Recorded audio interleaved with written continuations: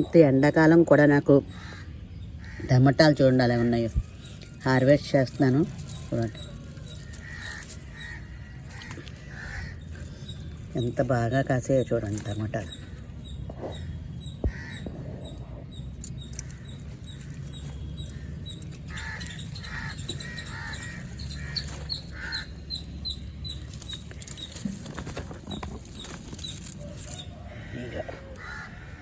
చూసారా ఇన్ని కాయలు కాసాయి.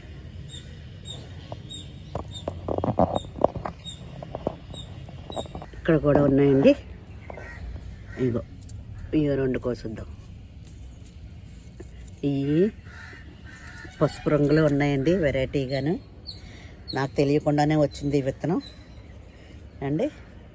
చూసారా ఇగో పసుపు